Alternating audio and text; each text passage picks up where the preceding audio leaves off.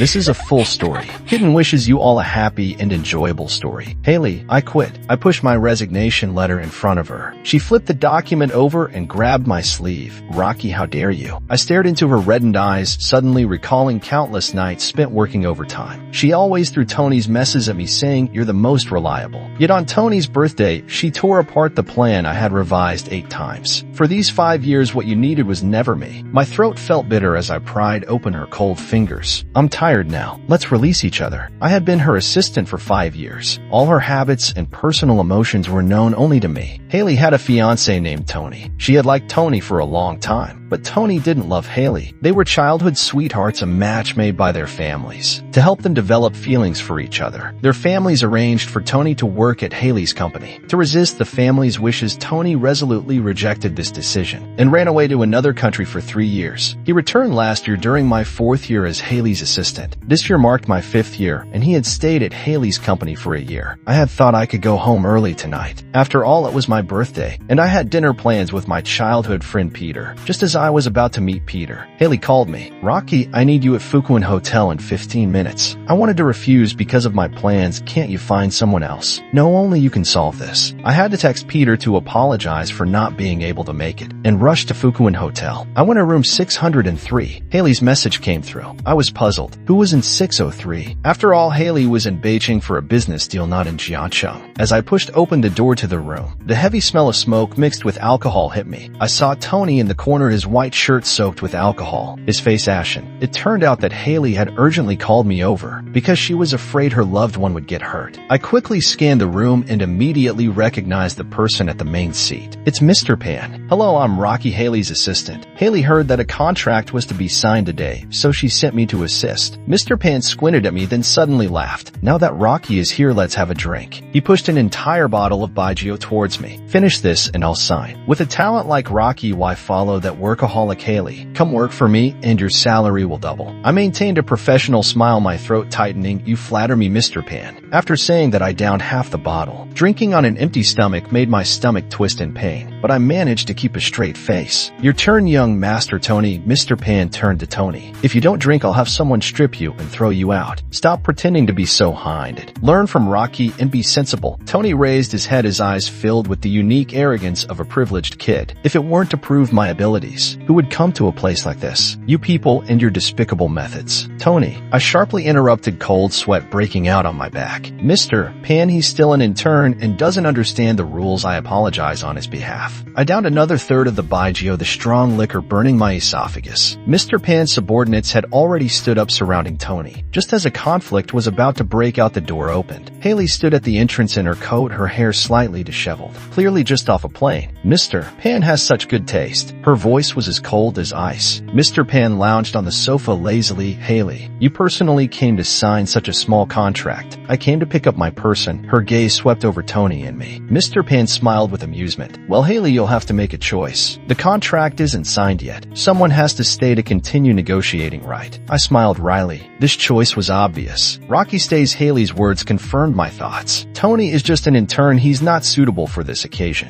As she led Tony away, she didn't even glance at me. Indeed, I was already well versed in such business occasions. It was that pampered young man. "Mr. Rockey, shall we continue?" Mr. Pan's hand rested on my shoulder. That night I drank until my stomach bled. In the end, it was Peter who found me slumped against the wall in the hotel's back alley. I loosened my tie and suddenly laughed. "Today is my 27th birthday. How damn disappointing." Peter punched the wall. "Hailey is too much. I want to resign." I wiped my face. I've pursued her for 5 years, came over from an investment bank to be an assistant, only for her to not even look at me. The next day, I slammed my resignation letter on Hailey's desk. Reason: she didn't even look up. "I don't want to work here anymore." Finally, Hailey lifted her head, her gaze sharp. "What, you don't like me anymore?" She paused. "Or have you found another job?" At that moment, the office door was suddenly pushed open. Tony stormed in angrily. "Hailey, why isn't last night's contract counted as my achievement?" "Because it was signed by me in the end," I replied coldly. Perhaps the alcohol still influenced me. I rarely gave this young master a good face. Tony was startled for a moment, then retorted, "What are you if you hadn't cut in halfway?" "Enough, Tony. Next time I won't have anyone arrange for you to sign contracts or negotiate deals. You can leave now." Hailey interrupted him. Tony nodded but continued to mock me. "Next time just let Rockey handle it. Look how adept he was yesterday. He's good at this drinking companion business." I couldn't hold back any longer, grabbing his collar. "Young Master Tony, not everyone can rely on family connections to get by." I leaned closer to his ear and whispered, "If it weren't for me last night, you'd still be getting your stomach pumped in the hospital." Hailey tapped the table, signaling Tony to leave. "You're coming with me to the Finance Summit's cocktail party tonight." I quit. 3 times the salary, consider it the last time. She tossed a tailored suit at me. "Change, you smell like alcohol." I stared at the expensive suit, suddenly finding it amusing. After 5 years, she remembered my size perfectly, but couldn't remember I was allergic to alcohol. At night, I attended a cocktail party with Hailey wearing the suit she had given me. She wore a dark blue gown, her figure graceful, shining like a star among the crowd, exceptionally captivating. She was engaged in conversations with others, as always leaving me on the sidelines. There were quite a few people who recognized me. "Hey, isn't that Rocky's assistant?" I focused my gaze and saw Jack. He was my cousin. Next to him was Hailey's crush, Tony. It was really speechless. "What's this? Did the family kick you out, yet you still have the nerve to attend such high society events?" Jack looked down on me disdainfully. I didn't want to respond to him. Since we were kids, he loved to ridicule me during my misfortunes. After I severed ties with the J family and took my mother's surname roles, he intensified his mocking. Seeing that I ignored him, he continued with his taunts. "I heard you became an assistant now, haha. I wonder if it's because you sold yourself for a rise." "Master Jack, your manners are truly impressive." Hailey surprisingly spoke up for me. "I heard your esteemed father took 2 young stars just your age to a hotel again." Jack's face changed, but since it was Hailey speaking, he forced a smile. "No, they are just my friends. My dad was only dropping them off, and the paparazzi twisted it into a rumor about him keeping young lovers." "Oh, I see. I thought your dad was so vigorous he was preparing to give you a little brother," I teased. "Hey, that's still your uncle, your family. What does slandering him mean for you?" Tony defended Jack, presenting himself with a dismissive air, maintaining his purity and aloofness. It was really ridiculous. He was overly protected. "Don't mention it. My name is Rolls Rockey, not Jack. I'm just an assistant to Hailey, no relation to Jack. On the day my mother passed away, I cut ties with the J family. After shaking them off, I left the hall and hid on an unobtrusive windowsill. Why sever ties with the J family? I looked at Hailey as she approached me with a glass in hand. "It's nothing, a long story." I turned away to look into the distance. "Then why do you want to resign?" I paused before answering. "I'm just tired. I'm exhausted from this kind of life." "What kind of life?" Hailey persistently questioned. I squinted at Hailey. Her continuous questions were becoming really bothersome. "Just appeasing various people. Whenever you call, no matter the time, I have to drop everything. It's a life where I can't live in peace. Moreover, seeing the person I like by my side." Yet enduring the bitter taste of watching her support her crush Tony time and again, I no longer wanted to live like this. Yet I didn't say any of this. "Is it so tiring being my assistant? Countless people are dying to get this position." "Hailey, it's been 5 years. Every moment has been on edge for me. You clearly know I like you, yet you repeatedly make me clean up after your crush Tony. He always believes he does a perfect job. Sometimes I really envy him for being so naive after all these years, living life as he pleases while someone else always cleans up his mess. And he can remain ungrateful. It must be nice being a carefree young master." Perhaps due to the effects of the alcohol, I spoke so much. I recalled a past business dinner. That day, Hailey suddenly instructed me to take off my ordinary watch and swap my sneakers for Tony's watch and dress shoes. I had no choice but to comply. When I walked into the banquet hall wearing Tony's watch, I finally understood the reasoning behind it. Fortunately, I had to grab a spare pair of shoes from the car's trunk since the size didn't fit. However, I didn't expect Tony's watch to be a unique global piece, the same series as the one worn by the Q family heir. The Q family heir was notoriously arrogant and mocked me on the spot for wearing a counterfeit, claiming I was trying to use a fake to make a name for myself in business, hoping to cling to elite connections. This wasn't something I should have to endure. Whenever I accompanied Hailey to such events, I would always make sure to grasp the style preferences of the attending guests in advance to avoid any embarrassing situations. But this time, I would never forget Hailey's reaction at that moment. Her face was cold as she stated, "He wore the counterfeit without our knowledge. It's a failure of our company's oversight that allowed such opportunists to thrive." In just a few sentences, she entirely distanced our relationship. It was clearly Tony's fault. Back to the present, I looked at Hailey and said, "Hailey, I used to like you, but I don't anymore. Long before, when you repeatedly defended Tony, I had stopped liking you. It was always me facing things I shouldn't have borne alone. Your affection is so cheap. Hailey narrowed her eyes at me. Cheap, yes, cheap. After all, someone like me who has severed ties with family can't give you expensive gifts. The only thing I could offer is my sincerity, but you don't want that. What am I to you? I'm not worthy of the esteemed Miss Hailey. I smiled with tears pooling in my eyes. My heart ached, but I had to hold it back. A hint of regret crossed Hailey's face as she recalled what she had said before. What is your status? What do you have to compare to Tony? I remembered those years ago when Hailey was trying to prove herself to her father. She started her own company starting from scratch. She negotiated partnerships, often drinking herself to oblivion. It was I who intercepted other drinks, finding excuses to take her home. When she had nothing, I was the one by her side struggling together. One night she asked me why I was so good to her. I mustered my courage and expressed my feelings. She splashed cold water on me with a single sentence. What is your status? What do you have to compare to Tony? Yeah, I was just a lowly assistant, but I wouldn't accept that. I also came from a prestigious family. I was proficient in chess, piano performance, and oil painting just like Tony, and even better at them. If it weren't for my dying mother who was driven to illness by my bastard father and his mistress, eventually leading to her ineffective rescue, I wouldn't have had to sever ties with the J family. I thought that by staying by Hailey's side she would be moved by me. After all, I was the only one who knew she had stomach issues, reminding her to eat breakfast every day. I was the only one who knew she would get headaches every season change, so I would massage her every day. Every glance, every gesture from her, I understood what she wanted to do. After enjoying the cool breeze on the balcony, I was preparing to leave. I decided to take a taxi home. Suddenly, Hailey's car stopped right in front of me. Get in. It was surprising to see Hailey driving. Where's the driver? I told him to leave, not wanting to miss the opportunity, especially since it was hard to get a cab. I got in. Are you really quitting? I was puzzled. She'd asked this at least several times. Is Miss Hailey feeling guilty or what? After all, you've been a long-time employee of the company. You've seen it grow from the start. It would be hard for me to find another assistant who clicks so well with me. Her words felt like a plea to stay. No, I want to move. I want a different way of living. A different way. Are you tired of being an assistant? I looked down, silent. Then why not be my boyfriend? I was taken aback by her response. What did you say? Be my boyfriend. Stop the car. I couldn't hold back any longer. I didn't understand what was going on with Hailey today. First, she advocated for me, then suddenly pried into my personal matters, and now this request. Hailey pulled over to the side of the road. I slammed the door and walked away. Tonight, her behavior was too confusing for me. But she wasn't done. She got out of the car and grabbed my hand. Let me ask you, have you found someone else? No. I stared at Hailey in shock. We stood there locked in a tense silence. After a moment, Hailey surprisingly lit a cigarette in front of me. I had never seen her smoke before. Through the smoke, I watched her. Beneath her messy hair were her sharp, elongated eyes filled with a complexity I couldn't decipher. We remained silent. The sky was overcast. The night was quiet. There weren't many pedestrians on the street. A sudden gust of wind brought a chill. I sneezed involuntarily. Hailey took a deep drag from her cigarette and then stubbed it out in the nearby trash bin. Get in. It's cold. After some contemplation, I got back into the car. She turned on the heat. I'm serious. Be my boyfriend. Why do you like me? I looked at Hailey. She frowned, lost in thought. Well, I don't believe you. I turned my head to look out the window. It's true.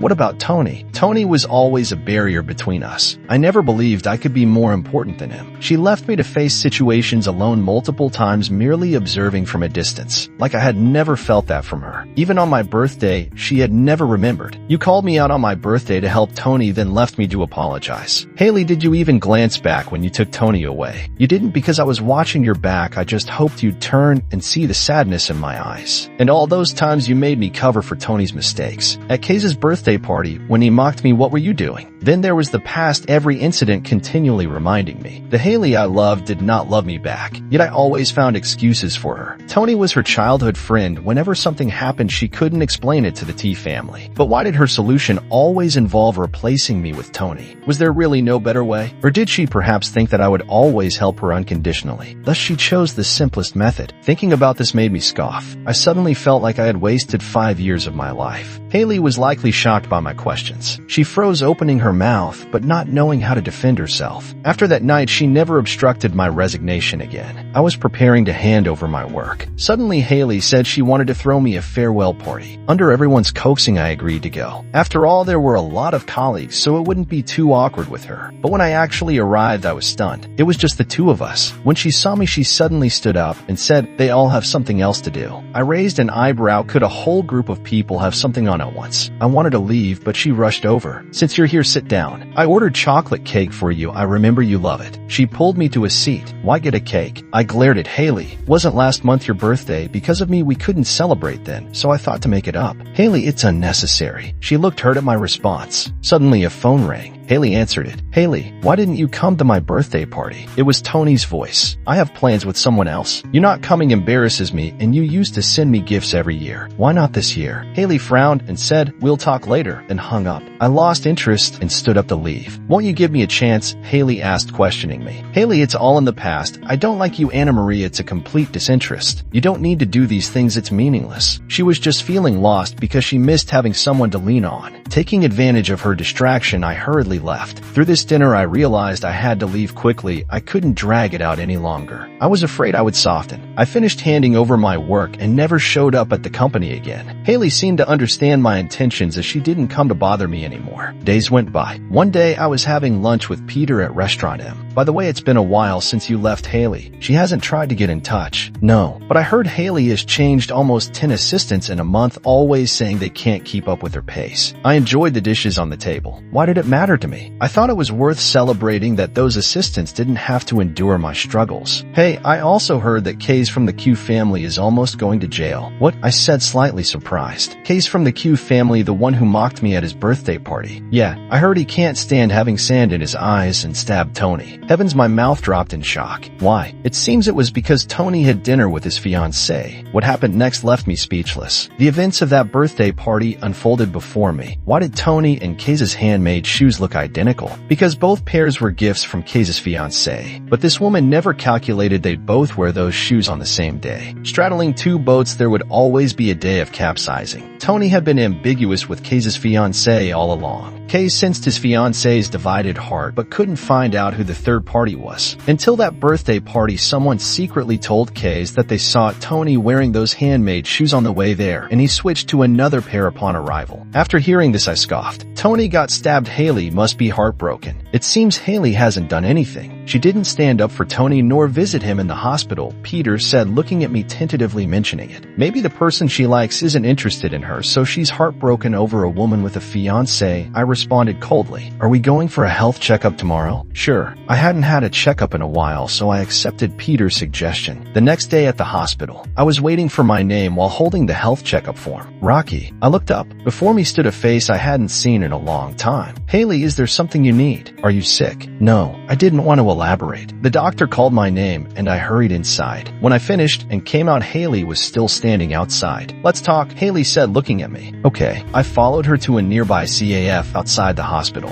I've done my best to maintain distance from the T family. It was I who informed Kay's about Tony's ambiguous relationship with his fiancée. Regarding the day, I left you alone at the Pantheon to sign the contract. I owe you an apology. I thought you could handle it. My intent was to drop Tony off downstairs before finding you. However, he insisted I take him home. By the time I got back, you had already left. I'm sorry. I frowned. That apology felt quite delayed. I always thought you could manage everything well, so I often placed you as my second choice. Tony is my childhood friend, and the elders of the T family have always treated me well, so I always compromised and cared for him, more neglecting your feelings. I'm sorry. I didn't understand Hailey's change in attitude. It caught me off guard. Actually, when Tony insisted I take him home that day, I messaged Peter to find you. No wonder. That's why Peter seemed to have a built-in GPS to locate me. So I hope you can forgive me and reconsider the things I said before, all right? Impossible. Why should I forgive you? Why should I understand that your care for Tony was unavoidable? He was always your first choice. If I ended up with you, what if the elders of the T family forced you to marry Tony? Wouldn't you drop me immediately to marry him? I laid out all the possibilities, truths that had existed before. I hoped she would grasp my words and leave me to my life. After all, these possibilities were things that could happen in the future. I didn't want to take the risk. It won't happen. She looked at me determinedly, hoping I would believe her. I will show you my commitment. After that day, she started pursuing me, texting me daily to share her life, occasionally inviting me to dinner. I too was preparing to move day by day. I planned to move to my mother's hometown, Beijing. That was where I had grown up. I wanted to be a small coffee shop owner. I planned to stock it with a pile of paper books, creating a place for tired working people to rest. I didn't tell Hailey because she wasn't in my future plans. It wasn't until the second week after I opened my store in North City that an unexpected guest arrived. I'd like a thick milk latte. It was Hailey smiling at me. Long time no see. As soon as I saw her, I felt a bit surprised, but I wasn't eager to pry into her sudden sudden appearance. Hailey told me she wanted a cup of coffee. I instinctively made her favorite thick milk latte. Looking at the coffee, I couldn't help but sigh. Some habits are really hard to change, as if they are etched into your very being. Brother, I'm here. At that moment, a girl who often visited greeted me. I watched her smile. She always had a warm atmosphere about her, making one feel comfortable. Beside her, I didn't have to carefully read her mood, nor did I need to think deeply before speaking. A brown sugar latte with cream, half sugar, please. That's right, brother, the usual. The girl nodded at me. Brother, there's a movie this weekend that's really good. Can I invite you? I need someone to accompany me. The girl's affection was always apparent on the surface. This was already the 10th excuse she had used to ask me out. In the past, her friends would come with her, but eventually, it was just her who continued to come. I looked at the girl whose crescent-shaped eyes sparkled as she smiled, and nodded in agreement to her invitation. Rocky, weren't you always inviting me to movies before I want to go too? Hailey's voice suddenly popped up. I looked at her, feeling she was a bit out of place, as if dredging up old memories served any purpose. I shook my head. That was in the past. I watched Hailey, who had spent the entire afternoon here, unworried about leaving, and my work instincts kicked in as I thought to remind her, "You're here, don't you care about your company?" I didn't think she could stay for 3 days. However, Hailey remained silent, as if pondering something. On the weekend, I went to see a movie with the girl. While walking by the seaside, the girl looked at me with misty eyes. Brother, summer vacation is coming. My home is in Sea City. I have to go back and see my parents, so I can't come to your store every day. Seeing her big eyes on the verge of tears, I couldn't help but laugh. It's okay, we can video chat. The girl was overjoyed beside me for a long time. Perhaps it was the first time I showed willingness to keep in touch with her. Before her flight, she came to have a cup of coffee with me before leaving. Brother, wait for me to come back. Sure. After that, my store lacked that warm girl, but a gloomy Hailey filled the space. At least to me, she radiated a chilling aura. Hailey always came to me with a string of trivial questions when I was busy. Where's the most beautiful place in North City? Look it up. Do you prefer mechanical models or vinyl records? Busy. Do you think I look better in black or gray? Is there a difference? Hailey seemed to notice my growing impatience, then suddenly said, I'll be living in North City from now on. I finally put down what I was doing and looked at her. Are you crazy? What about your company? I plan to shift the company's focus to North City, but North City is developing tourism. Your company, it's not suited for expansion here. The company's development is less important than you. Upon hearing this, I met Hailey's expectant gaze. What did she want to hear from me? Was it my tearful gratitude, or my willingness to cast everything aside and return to her side? Was this what she meant by determination back then? Yet through countless nights of tossing and turning, I knew that the life I liked was a slow-paced one. I didn't like racing against time. In a contest with time, people are always the losers. I was tired of living without a life of my own. Without dignity next to Hailey, I might not even be able to enjoy a meal properly. I didn't believe that Hailey could understand my struggles from those years in such a short time. I would never forget the night she left me to fend for myself in that room. I shook my head, meeting Hailey's eyes. Don't do this. I don't want you to come to this small North City for me. It's quite irresponsible to your employees. Your company doesn't belong here. Hailey, doing this will only bring me pressure. There's no need to do these things for me. It's just futile effort. Some things in my life I can never erase. Hailey's expression became a bit dazed, perhaps not knowing how to respond. I didn't know what attitude she had when she came into my store again. I only knew that this time I had made what I believed was the right choice. Brother, the girl's voice drifted into my ears. I came back early. I rented a place beside the school. Do you need a part-timer? The girl waited carefully for my reply. Yes. My answer did not disappoint her. As for Hailey's feelings, I didn't want to care anymore. After all, there were better people right in front of me. Epilogue: Hailey's perspective. When did I start noticing Rockey? This question has crossed my mind countless times. I remember at the beginning of my company, not many people had faith in its development. They all thought it was just a fleeting venture by a young person, and it would eventually fail. Only 3 people applied for my assistant position. One of them was Rockey. I still remember how he looked back then.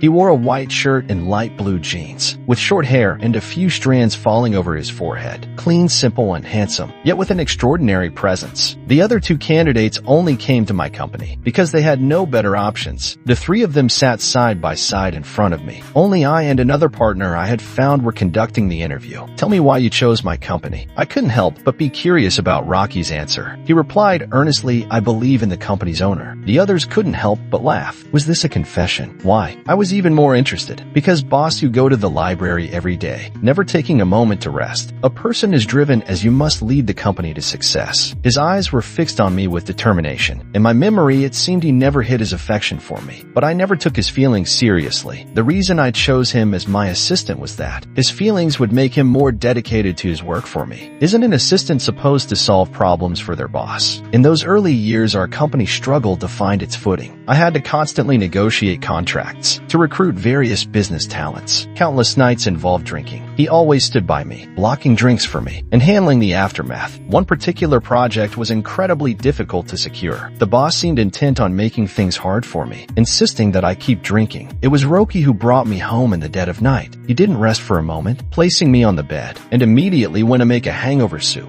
Why are you so nice to me? I clearly knew the answer, but asked anyway. He remained unapologetic. I've liked you since my sophomore year. Who do you think you are? What do you have to compare with Tony? When it comes to Tony, he and I have been childhood sweethearts. Our families arranged a betrothal for us, so I always assumed Tony would be my husband. Taking care of him felt natural. After all, we were well matched in every way. But Tony was quite proud, and he never treated me well. He didn't want to follow his family's plans. So since middle school, he dated various girlfriends. I didn't pay much attention to it. After all, dating seemed merely a process, not a commitment to marriage. However, I didn't expect to meet Rockey along the way. Looking back, I really regret what I said to him that night. I can't say I liked Tony that much, but he truly had many good qualities. Rockey gradually stepped into my world. The two of us became increasingly in tune with each other. Sometimes I would just raise my eyes, and he would immediately say, "All right, boss Hailey, the coffee will be ready soon. All right, boss Hailey, the car has been arranged. All right, boss Hailey, the meeting has been canceled." But I realized that after all these years, he understood me inside and out. Yet I knew very little about him. I didn't know when his birthday was, or where he lived, until he handed in his resignation. I began to feel a bit anxious. Was it because I left him there yesterday? I thought I could win him back, but he remained indifferent. I looked into his past. How had he been living these years? His closest mother had passed away, and his father was absent, continuing to live his own life. I once saw him after work, as I drove out and spotted him on the street. He had his head down, as if he was feeling sad. People were coming and going, but in my eyes there was only him. I became mesmerized. After countless days and nights of tossing and turning, I realized that I seemed to have developed feelings for him. These feelings were something I had never experienced with Tony, so I started to distance myself from the T family. I just wanted to show through my actions that I was serious. I began to set everything aside to pursue him. I even finished all my work at the company and rushed to the place where he was moving, North City. Long time no see. I looked at him. His smile was still the same as he skillfully made the thick latte I loved. The sunlight was just right, casting a golden glow on his hair. I watched him gazing into his eyes, nose, lips. At 2 p.m., someone broke this moment. "Brother, I'm here." A girl greeted him with familiarity. They exchanged smiles. "Brown sugar latte with whipped cream, half sweet, right?" "Yes, brother, just like always." It was a rapport we once shared, but it no longer belonged to me. "Brother, there's a great movie this weekend. Can I invite you? I need someone to accompany me." The girl had sparkling eyes and a bright, open smile, a charm that I never possessed. I just hoped Rockey would decline her invitation, because I remembered he once said he only goes to movies with girls he has feelings for. Sure, Rockey's agreement suddenly made me feel a sense of crisis. He liked this girl. "Rockey, didn't you always invite me to watch movies before I want to go to?" Rockey glanced at me. "Aren't you supposed to go back to the company? Can you stay this long?" "I can, because nothing matters more than you right now." Later I found out that the girl cared deeply for Rockey, even though she was here to write her thesis. Her eyes seemed to be constantly on Rockey. When Rockey accidentally burned his hand on the equipment, the girl who was typing immediately went to check on him, and I was always a step behind. Then the girl suddenly confessed her feelings to Rockey. My previous frequent appearances before him had been of no use, until Tony called me saying he wanted to get married. I told him no, that I already had someone in my heart, and that no one could ever replace his position. I had originally planned to expand the company to the northern city, but seeing the girl next to Rockey made me realize that he no longer needed me. I suddenly realized that it was never him who needed me. It was I who needed him far more. But some people only reflect on themselves after losing something. I watched the scene of the girl and Rockey bickering, and silently left this place that made him stop, yet filled me with regret. The end. If you like Kitten's story, please follow and like it. Updated every morning at 9 a.m.